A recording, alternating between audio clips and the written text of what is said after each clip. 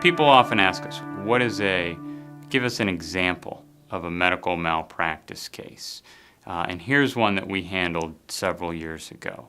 A woman went in for a test to really determine whether she had a life-threatening but very treatable common condition. The physician who performed the test diagnosed a life-threatening but common and treatable condition. He picked up the phone to call her referring physician, got put on hold, and he hung up.